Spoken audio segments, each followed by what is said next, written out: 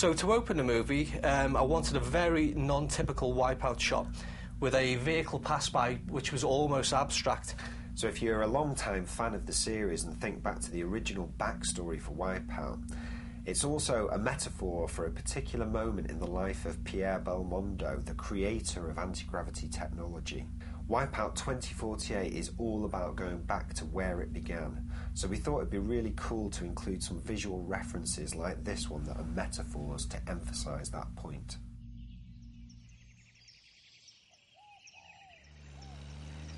If we jump back into the movie for a second now, you'll see here that the vintage vehicle gets a bit of airtime as well, which is obviously a nod to that wonderful shot, and of course a nod to anti-gravity again.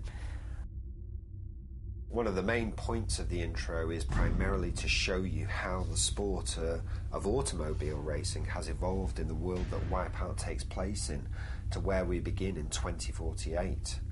But also to help ground it a little in reality, especially through our choice of vehicles in the early stages of the intro like this one.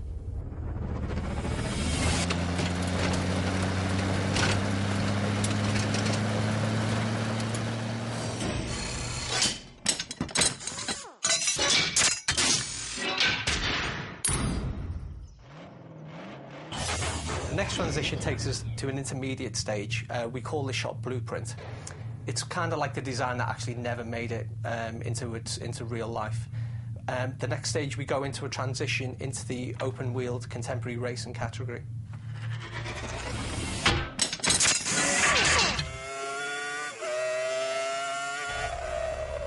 Again, these are really cool annotated visual transitions, are just another way to show you how the sport of motor racing evolved over the years, eventually settling on Formula One style racing, which is right where we are now in 2012.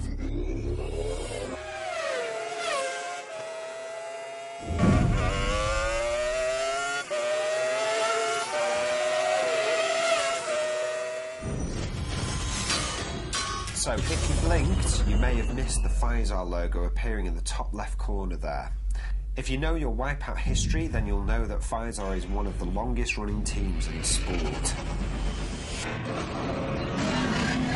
So here we wanted to have a little fun by fast forwarding to the year 2025 with the advent of what we're calling ball racing. So it's almost like ball wheel racing. It's the intermediate step between anti-gravity being fully commercialised. You know, it had started, but it hadn't really made it into a commercial entity.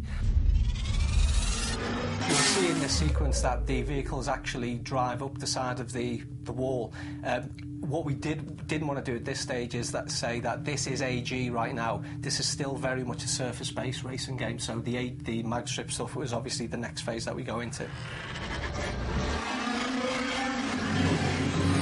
Okay, and now the money shot, the Pfizer Speed AG Racer, where we arrive on the starting grid in 2048 for the birth of the Anti-Gravity Racing Championships and a quick glimpse of Nova State City. For the final shot, I really didn't want to give too much away here, but I did want to show how beautiful this city was, but at the same time, it is still very much a city that you recognise. You know, we've got this beautiful vehicle speeding up the mag strip in the centre of it, which suggests the future, but the buildings on either side are very much contemporary sort of style, but the higher up we go, we see that the technology is changing in construction, and we also see the fact that we've got a lot more airborne vehicles in there, again, giving a bigger indicator of the year that we're actually in right now. So really what we want you to take from this intro is that although Wipeout is about the racing, and that's what we're focusing on, there's so much more at play here behind the scenes. Absolutely, you know, I think the world it takes place in is vast, and you know, we all feel it has such a richly detailed history, and we feel really that we're only just scratching the surface by going back to where it all began, particularly with Wipeout 2048. And with that in mind, watch this space, you know, maybe there's possibilities in the future for where we could explore further.